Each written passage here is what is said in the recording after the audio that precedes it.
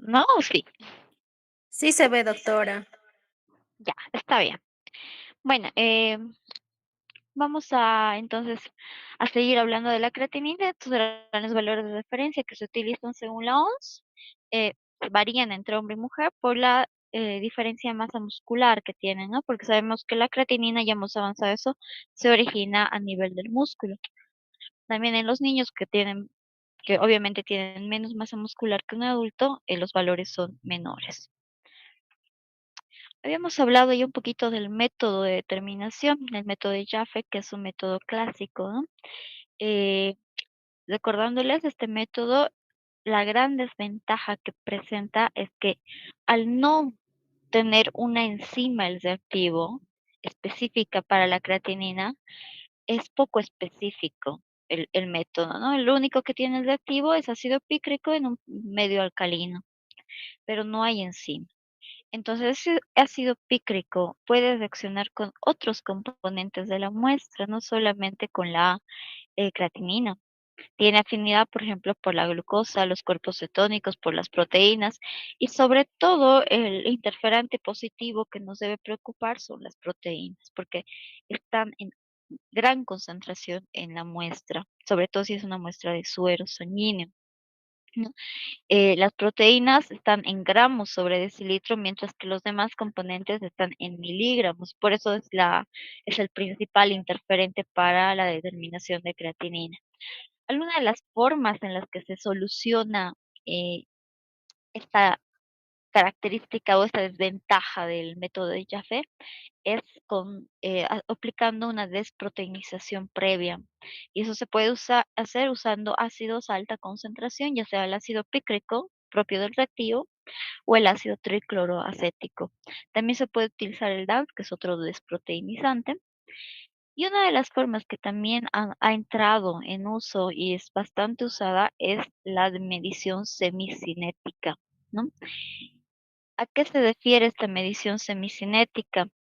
Es, eh, se- es un método en el que se va a ir controlando la variación de absorbancias a los 30 segundos y al tiempo final de las reacciones. El tiempo final varía, puede ser 2 minutos, 5 minutos, dependiendo del fabricante del reactivo, pero la primera lectura siempre es 30 segundos. ¿Por qué? Porque se ha visto que en los primeros 30 segundos en que pone en contacto el reactivo con la muestra, solamente hay reacción de aquellos interferentes que no son creatinina.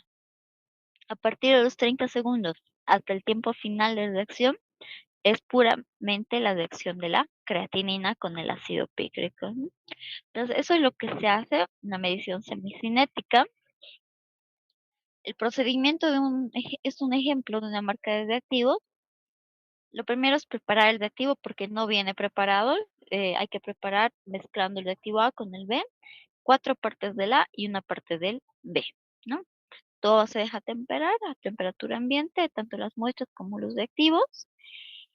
Es semicinético, entonces, al igual que cualquier otra prueba cinética, hay que trabajar muestra por muestra, tubo por tubo, no se pueden hacer todos los tubos al mismo tiempo. ¿Qué se hace? Se lleva el espectrofotómetro, el StatPax a cero con agua destilada y luego primero se trabaja con un tubo que se llama estándar o del patrón, ¿no?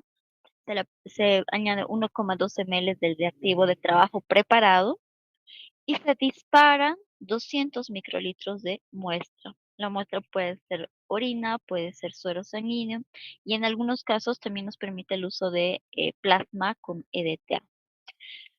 Una vez disparado el reactivo, o perdón, la muestra sobre el reactivo, se empieza a controlar el tiempo. Y a los 30 segundos exactos se debe medir la primera absorbancia. Y luego exactamente a los 2 minutos o a los 5 minutos, dependiendo qué nos dice el fabricante del reactivo, ¿no? Entonces tenemos 2 lecturas. Es un poco parecido a lo que hacíamos con el método cinético de la urea, ¿verdad?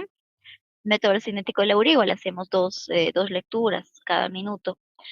Es todo lo mismo. Una a los 30 segundos de la absorbancia uno y a los 2 minutos o a los 5 minutos la absorbancia 2. Y hay que trabajar de la misma manera con la muestra desconocida una vez que hemos acabado con el estándar. Y ahí tengo esa fórmula, es la ley de Lambert y Beer modificada, en la que tengo que hallar una diferencia de observancias del desconocido sobre la diferencia de observancias del estándar, ¿no? Esa diferencia se saca la observancia 2 menos la observancia 1, ya sea del desconocido o del estándar, por la concentración del estándar. Y así obtengo mi valor de creatinina en miligramos sobre decilitro. Ahora, ese es el método Jaffe es el más usado por su simplicidad, además por el costo que tiene. Hay métodos cinéticos, enzimáticos, pero que son mucho más caros. Económicamente no es viable usar estos métodos. Se utiliza sobre todo para estudios de investigación de ese tipo, no para la clínica, para un laboratorio clínico. Estos métodos son con el uso de una enzima que se llama creatina amidohidrolasa, es uno de los métodos, y el otro es con la creatina de aminasa. Son enzimas específicas para la creatinina, pero como son tan difíciles de aislar estas enzimas, es por eso que el costo del reactivo también sube. Bueno, este es el espectrofotómetro donde se hace la lectura, lo deben conocer, el StatFax, que tiene sus celdas de incubación y su celda de lectura. Cuando el proceso es cinético o semicinético, generalmente la cubeta permanece en la celda de lectura todo el tiempo, ¿no? Si la prueba está programada. Si estamos haciéndolo de forma manual, entonces dejamos incubar 30 segundos en la celda de incubación. A los 30 segundos exactamente debo estar colocando en la celda de lectura, retiro hasta los 2 minutos finales o 5 minutos finales y vuelvo en el tiempo exacto a poner a la celda de lectura. Pero generalmente se puede programar todas estas pruebas y es mejor hacerlo para no tener que estar pendientes del tiempo, ¿no? Y dejarlo todo que se automatizado en el equipo. Este es más o menos el color del reactivo, pueden ver, el ácido pícrico ya mezclado con el buffer que mantiene el pH alcalino. ¿Y veo? ¿Ves? Está haciendo la lectura, la creatinina. Bueno, esa es la forma en la que se hace una determinación de creatinina. Seguramente en práctica lo van a ver más a detalle, lo van a hacer. Disculpe, Eh, doctora, no está ¿Sí? presentando, no se ve ¿No se su ve? presentación. Sí.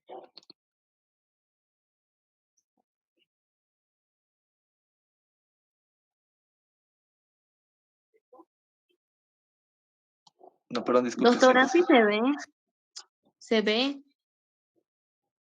Ahora Ahora, ya no se ve, hace rato sí. ahora no se ve.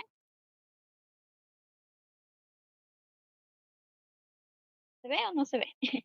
El que usamos, en el que hacemos la prueba, el color del reactivo, el ácido pícrico con su buffer alcalino. De esta manera que hacemos si es que la prueba está programada. Dejamos en la tela de lectura con el equipo programado y el equipo va a hacer las respectivas lecturas a los 30 segundos y a los 2 o los 5 minutos finales. Bueno, vamos a ahora hablar de otra prueba que está muy relacionada con la determinación de creatinina. De hecho, también se determina creatinina en este análisis. Se llama índice de filtración glomerular o clearance de creatinina. También se llama depuración de creatinina o depuración endógena de creatinina. Tiene varios nombres, ¿no? Eh, ¿Por qué para saber el índice de filtración glomerular utilizamos a la creatinina? Vamos a recordar lo que decíamos al principio. La creatinina es una molécula que por su bajo peso molecular y por ser hidrosoluble, se filtra fácilmente en el glomérulo, se filtra por completo. Y lo bueno es que en los túbulos renales no sufre ni de absorción ni secreción. Es por eso que como solamente se filtra, participa del proceso de filtración nada más, es que nos va a valorar su valor, su concentración nos va a dar un índice de cómo está funcionando el glomérulo renal. ¿Mm? ¿Cómo definimos el índice de filtración glomerular que le da el nombre a la prueba? Es el volumen de plasma sanguíneo que mediante filtración glomerular queda exento de una determinada sustancia por unidad de tiempo, ¿no? Sin hablar en específico de la creatinina, eso es el índice de filtración glomerular. El volumen o la cantidad de plasma sanguíneo que por la filtración que se desarrolla en el glomérulo de los riñones queda totalmente libre de una determinada sustancia en una unidad de tiempo. Y para tener este índice, nosotros podemos utilizar la concentración de creatinina, la medición de la concentración de creatinina. Los valores normales de índice de filtración glomerular van en un adulto de 120 a 140 ml por minuto. Es decir, que en un minuto, 120 ml a 140 ml de plasma deberían quedar exentos de una determinada sustancia por filtración glomerular. A eso se refiere el índice de filtración glomerular. Estos son los sinónimos que les decía: clearance de creatinina, depuración de creatinina endógena, velocidad de filtración glomerular. Ahora, la determinación de creatinina es la prueba estándar que se utiliza para sacar el índice de filtración glomerular, pero también se lo puede calcular con otras sustancias como la cistatina C o la inulina, pero son ya reacciones más complejas. Los reactivos mismos no son tan económicos y el método no es tan sencillo como hacer la creatinina. Estas cistatina C y la inulina tienen la misma característica que la creatinina, es decir, que solamente se filtran en el glomérulo y no se reabsorben en los túbulos ni se secretan en los túbulos, ¿no? Pero por la facilidad de la prueba se sigue haciendo la filtración glomerular o el índice de filtración glomerular a través de la determinación de creatinina. ¿Qué necesitamos para determinar el índice de filtración glomerular? Para empezar, necesitamos una muestra de orina de 24 horas. Enseguida vamos a explicar cuáles son los requisitos para una orina de 24 horas, cómo debe ser recolectada. Necesitamos eso, por un lado. También necesitamos una muestra del paciente, del mismo día, ¿no? Para separar su suero y trabajar con el suero. Voy a determinar la creatinina tanto de la orina como la creatinina del suero sanguíneo por el método de Jaffe, ¿no? En la orina sí tengo que hacer un trabajo previo que es la centrifugación de la orina y voy a trabajar solamente con el sobrenadante diluido, porque la creatinina se elimina en grandes cantidades en la orina, está demasiado concentrada la creatinina en orina. Tengo que hacer una dilución. Puede ser 1 en 20 o 1 en 50. Entonces, con ese sobrenadante diluido, trabajo y determino la creatinina en orina. En vez de usar suero sanguíneo, utilizo esa dilución de mi sobrenadante de orina. Y determino en suero, lo mismo. Esto ya es lo que hemos visto anteriormente. Se saca mediante el cálculo, mediante la ley de Lambert-Eaton, estos valores. Mido el volumen exacto que ha traído el paciente que es recolectado en 24 horas de orina. Eso es la diuresis. ¿Y en cuánto tiempo? No lo voy a poner como 24 horas, sino que voy a poner en minutos. Porque miren, las unidades del índice de filtración glomerular son ml por minuto. Estos minutos vienen de la cantidad de minutos que hay en un día, 1440 minutos. Los diuresis acá yo debo sustituir por la cantidad de orina recolectada en ml sobre la cantidad de minutos que hay en un día, 1440 minutos. Estos son los valores específicos para hombres y mujeres. El valor que les... ¿Sí? Uy, vamos a ver.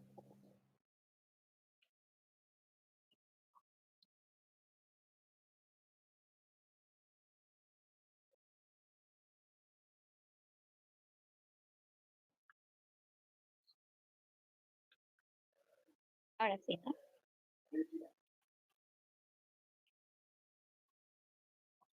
Entonces, 98 a 156 para ml por minuto para hombres y para mujeres en resolución inferior 95 a 160 ml por minuto. Ese es el rango normal para el índice de filtración glomerular específico por sexo. El que les mencionaba hace un momento de 120 a 140 el promedio entre hombres y mujeres. Ahora, ¿cómo se recolecta? ¿Qué indicaciones debemos darle al paciente? Y nosotros también, ¿qué debemos hacer cuando trabajamos con una orina de 24 horas? No es lo mismo trabajar con una orina casual que una de 24 horas. Un poquito más complicado. ¿Para qué utilizamos esta orina de 24 horas? Utilizamos para pruebas cuantitativas de la orina, ¿no? Es decir, aquellas pruebas que nos van a dar una concentración exacta, no un aproximado o simplemente más positivo, no, una concentración. En casos de urgencias, el médico puede disminuir el tiempo y puede ser también indicada una determinación en orina de 6 horas o de 12 horas, pero lo más clásico es en 24 horas. Determinamos una orina de 24 horas, creatinina principalmente para tratar el nivel de filtración glomerular, la urea rara vez, y también se determina proteinuria. Hay una prueba que se llama proteinuria de 24 horas para explicar esta orina. ¿Qué le debemos decir al paciente? Debemos decirle que en un envase limpio, una botella o un bidón limpio y bien enjuagado, vaya recolectando la orina que dice sin perder ni una gota en el vaso. Le decimos que empiece a las 7 de la mañana de un día y acabe a las 7 de la mañana el día 2, o a las 8 de un día de la mañana, obviamente, y acabe a las 8 de la mañana del día siguiente. ¿Por qué de 8 de la mañana a 8 de la mañana o 7? Porque imagínense que empiece en la noche, ¿no? A las 7 de la noche. Acabaría de recolectar a las 7 de la noche del día 2. Y a esa hora muchos laboratorios ya no atienden, ya no hay atención salvo para urgencias, entonces no le van a aceptar la muestra. ¿Y esa muestra se va a guardar 12 horas? No, eh, esa muestra ya no va a servir, hay que procesarlo lo más rápido posible. Entonces, por eso se empieza siempre a recolectar en la mañana. Tiene que ser además un envase que no permita que haya pérdidas de líquido. No debe perder ni una gota el paciente. Eh, Antes de, vamos a volver acá a las recomendaciones del paciente. A ver, si yo le digo que va a empezar a las 8 de la mañana del día 1, a esa hora tienen que explicarle a su paciente esto. A esa hora, a las 8 de la mañana, el paciente debe entrar al baño. Y esa orina, aunque sea unas gotitas que elimine, o sea, no importa cuánto, tiene que vaciar la vejiga a las 8 de la mañana. Pero eso no se recolecta, eso se deja ir al inodoro. ¿Sí? A las 8 de la mañana exactamente, o a las 7 si están empezando a las 7, tiene que vaciar la vejiga el paciente, pero sin hacer la recolección de esa orina. Y desde ese momento, toda la orina que vaya eliminando tiene que ser recolectada en estos envases, ¿sí?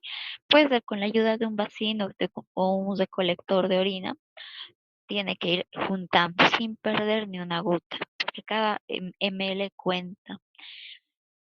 Y al día siguiente, igual, a la misma hora que empezó, puede ser a las 7 de la mañana o a las 8 de la mañana, debe también vaciar la vejiga. Por más de que no tenga ganas el paciente, debe vaciar la vejiga. Y esa orina que se recolecta sí debe entrar dentro de su envase donde está recolectando lo de 24 horas. ¿Sí? De esa manera debemos explicar al paciente cómo debe recolectar su muestra. Entonces, cuando acaba, lo más rápido posible, hacer llegar su muestra al laboratorio. Nosotros en el laboratorio debemos anotar como de toda muestra la fecha, la hora de la recepción, identificar el frasco o el envase en el que está trayendo su orina, y aquellos compuestos que son inestables, por ejemplo las proteínas, hay que procesarlas inmediatamente. Y aquellos compuestos que son más estables, como la creatinina, la urea, podemos dejar en alícuotas en el refrigerador hasta el momento en que vayamos a procesar, no tiene que ser de forma inmediata. El volumen de todos los recolectados se debe medir exactamente. Para eso se utilizan probetas, no es al ojo, ¿no?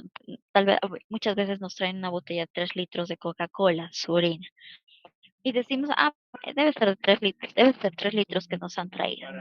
No, puede ser 2.990 tal vez, o nos han traído 3.010 ml no sabemos, por eso tenemos que medir exactamente el volumen en probetas.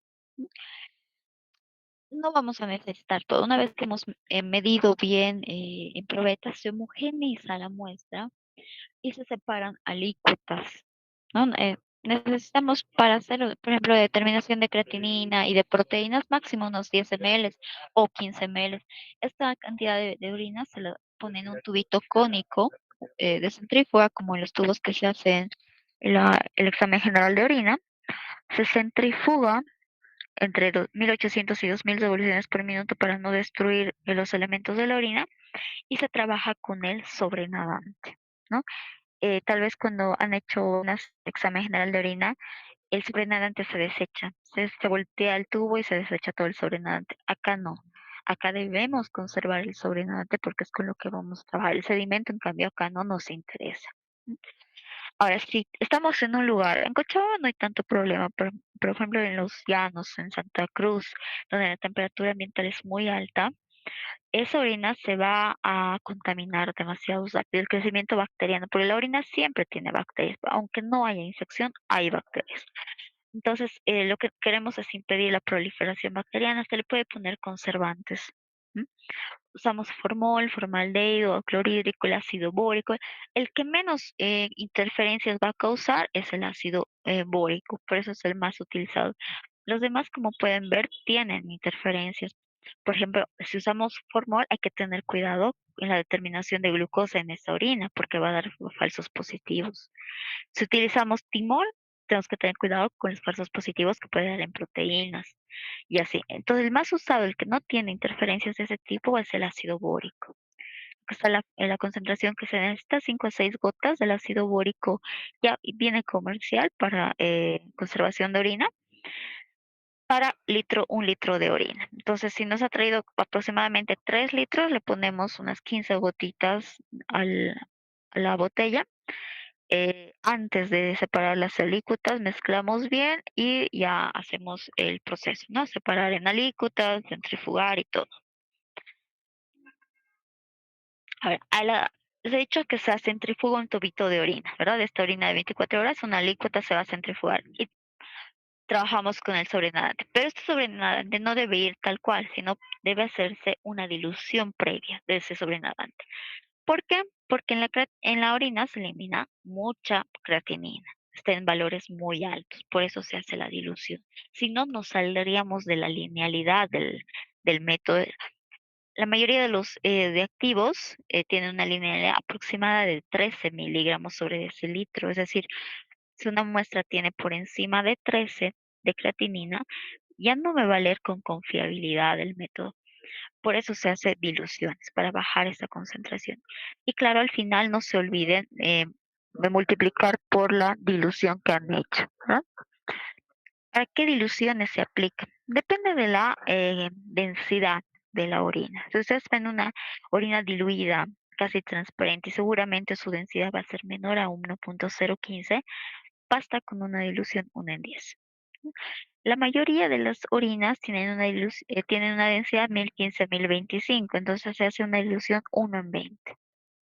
Y aquellas orinas ya más concentradas que presentan, ustedes pueden ver un color amarillo intenso, su densidad es mayor a 1025 seguramente, la eh, dilución sugerida es 1 en 50, ¿no? Entonces determino con ese sobrenadante diluido mi creatinina y al valor que me dé el espectrofotómetro yo debo multiplicarle el valor de la dilución que he hecho. Si he hecho una dilución 1 en 10, entonces al resultado multiplicaré por 10. Si he hecho 1 en 20, por 20. Si he hecho una dilución 1 en 50, por 50. Hasta la fórmula que se utiliza para la creatinina en orina. Hasta aquí toda esta parte, absorbancia 2 menos absorbancia 1 del desconocido sobre absorbancia del estándar 2 menos la absorbancia 1 del estándar por la concentración estándar, lo que ya habíamos visto, ¿verdad? Que se hace en suero sanguíneo. Lo único que el aumento, y aquí este es un ejemplo solamente, es mi valor de la dilución, que no siempre va a ser 50, puede ser 20, puede ser 10, ¿verdad? Tengo que multiplicar por la dilución realizada. Bueno, y el método es el mismo, la técnica que seguimos es la misma para determinación. La primera lectura a los 30 segundos y una segunda lectura a los 2 o a los 5 minutos posteriores. Ahora, ¿cuáles son las causas de elevación de creatinina? Cuando podemos tener valores más altos de creatinina. Generalmente son causas renales. Cuando hay un problema renal, se eleva la creatinina.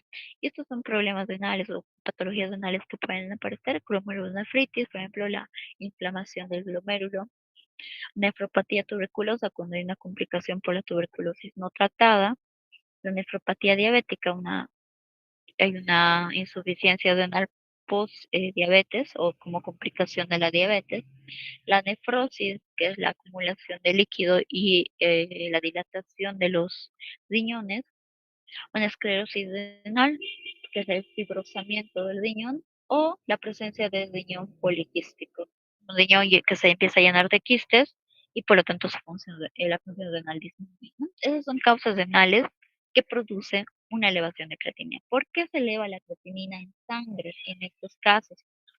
Pues no se puede eliminar de forma normal porque el riñón está con una función disminuida, limitada. O sea, si hablamos de lo normal, ¿cuál es la función del riñón? La función normal del riñón es eliminar la creatinina por la orina. Si la función del riñón ha disminuido, su funcionalidad ha disminuido, entonces la creatinina no se está eliminando de igual manera por el riñón y esta va a tender a acumularse en la sangre. Bueno, también hay otro tipo de causas no relacionadas con el riñón que pueden ocasionar un aumento de creatinina en sangre. Todo lo que tenga que ver con descripción muscular, ya sea por necrosis, puede ser un proceso infeccioso, un tumor, o por haber realizado ejercicio muy intenso y se ha atrofiado el músculo, todo lo que cause destrucción del músculo va a elevar la creatinina. Enfermedades que afecten o que degeneran el músculo, como la poliomielitis, la miastenia gravis, miastenia gravis, en casos de desnutrición prolongada, muy prolongada, ¿de dónde saca el cuerpo energía? Pues utilizando su creatina y la creatinina se va a elevar.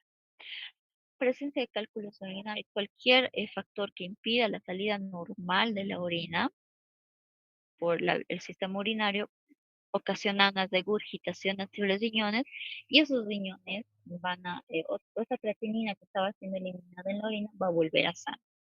Y el puerperio es el tiempo alrededor del parto de una mujer, en la cual también se puede ver por los cambios hormonales que ha tenido un aumento de creatinina en su sangre. Bueno, hasta ahí estaríamos hablando de creatinina. Es una molécula que hemos visto relacionada con la valoración de la función renal. Vamos a un poquito resumir hasta acá. Si comparamos urea y creatinina, siempre es mejor la creatinina. Si el paciente no se puede realizar ambos estudios, la urea y la creatinina, que serían el perfil renal completo, entonces por lo menos la creatinina es más confiable. La urea por sí sola no tiene mucha utilidad, eso no se olvide. ¿Por qué? Porque la urea no solamente se filtra en el glomérulo, sino que también se absorbe, sobre todo, se absorbe en los túbulos renales. Además, es afectada por la dieta. La creatinina no es afectada por la dieta. Entonces, no importa si el paciente se comió una gran cantidad de proteínas en la cena de anoche, su creatinina no se va a ver aumentada por eso. Y a lo largo del tiempo, las personas que consumen más proteína pueden tener valores más altos de creatinina, pero la dieta inmediata no afecta.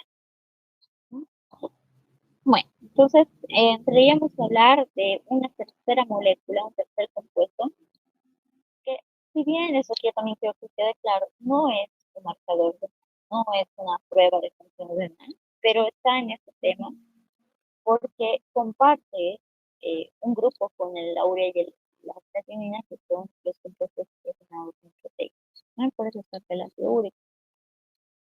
El ácido úrico, igual que la urea y la creatinina, es un producto de desecho, produce el metabolismo de las urinas específicamente, que son bases nitrogenadas de los ácidos nucleicos, ¿no? Tanto del ADN como del ARN.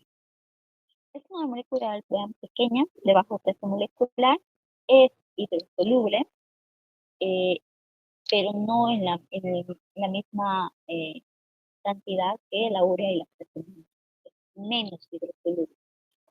Y es poco tóxico. No causa su acumulación en el organismo, no causa toxicidad intrínseca. ¿Qué puede ocasionar la acumulación de ácido úrico? Más bien, cuando el ácido úrico, como es menos soluble, cuando está en gran concentración, no está ya solubilizada, una parte del ácido úrico ya no está solubilizada en los líquidos o extracelulares y puede formar cristales de ácido úrico, cristaliza el ácido úrico, ya no está disuelto. Y esos cristales de ácido úrico en su forma de urato se acumulan a nivel de las articulaciones más pequeñas y más lejanas. Tiende generalmente a acumularse en los miembros inferiores. La presencia de esos cristales de urato en estas articulaciones ocasiona un proceso inflamatorio. Y ese proceso inflamatorio se conoce con el nombre de artritis gotosa o gota, ¿no? Eso es lo que puede ocasionar una elevación de ácido úrico o una poca solubilidad del mismo. Entonces, la utilidad de la determinación de ácido úrico es justamente para valorar si hay gotas, por ejemplo, u otras enfermedades que ocasionen una mayor producción de úrico. Este es su comportamiento renal del ácido úrico. Como es pequeña y es hidrosoluble, no tanto, pero es hidrosoluble, entonces 100% de lo que hay en sangre se filtra en el glomérulo del ácido úrico. Es muy buena la filtración del ácido úrico. Pero ¿qué pasa? En el túbulo proximal, el 98% de este 100% que se había filtrado vuelve a estar, es de absorbido. Que va a quedar en el ultrafiltrado apenas un 2%. Sigue avanzando y a nivel del túbulo distal de la sangre vuelve a absorberse una parte de de secretarse una parte de lo que había sido absorbido, pero en el paso a los siguientes túbulos nuevamente se le absorbe 40%. Entonces, al final queda en el ultrafiltrado y por lo tanto en la orina apenas un 8 a 12% del 100% que se había filtrado inicialmente. Lo demás ha vuelto a la sangre. El comportamiento es bastante errático, se ve, no es como de la creatinina que el 100% se filtra y no pasa nada más. O de la urea no es tampoco tan errático, la urea se filtra al 100% y 55% se absorbe y ya nada más, no pasa nada más. En cambio del ácido úrico, primero hay absorción, secreción, nuevamente absorción. Por eso no se puede utilizar como un marcador renal o de función glomerular. ¿De dónde deriva? Deriva de las purinas del trigo. Y las purinas junto a las pirimidinas son bases nitrogenadas de los ácidos nucleicos. Estas purinas y pirimidinas tienen distintos componentes, ¿verdad? Pero se unen a otros componentes para formar los nucleótidos. Los primeros los nucleótidos y luego los nucleótidos. Los nucleótidos son los adenosín trifosfato, guanosín trifosfato, uridín trifosfato, citosín trifosfato, o en el caso de que las bases nitrogenadas se unirían a las respectivos de la ribosa, en el DNA serían desoxiadenil trifosfato, desoxiadenil trifosfato, desoxitosín trifosfato y desoxitimidim trifosfato. Esas son las reacciones que junto con otros componentes forman los nucleócidos o nucleótidos para formar los ácidos nucleicos. ¿Sí? Tenemos una fuente de ácidos nucleicos endógenos, ¿sí? Proveniente de todas las células que van en recambio, que están cambiando de distribuyendo por unas nuevas, pero también hay un contexto que los alimentos tienen ácidos nucleicos. Porque nosotros consumimos, por ejemplo, carne, ¿qué estamos consumiendo? Estamos consumiendo células musculares. Cuando consumimos vegetales, estamos consumiendo células minerales. Toda célula en su núcleo principalmente contiene ATP y por lo tanto va a ser nitrogenada. Hay fuente exógena y endógena de las bases nitrogenadas. Entonces las purinas y las pirimidinas son degradadas, absorbidas en el intestino, eso de la fuente exógena, y de las células que están muriendo para ser sustituidas por otras nuevas también provienen las bases nitrogenadas se liberan, y todo esto, las bases nitrogenadas, exógenas y endógenas, al final van a formar el ácido úrico, son degradadas a ácido úrico. Estas son las nitrogenadas, la de mineraloguaninas son purinas, las purinas de ellas deriva el ácido úrico, y las pirimidinas son la citosina, el uracilo y la timina. Bueno, y vamos a acabar, chicos, vamos a continuar el día 10. ¿Alguna consulta?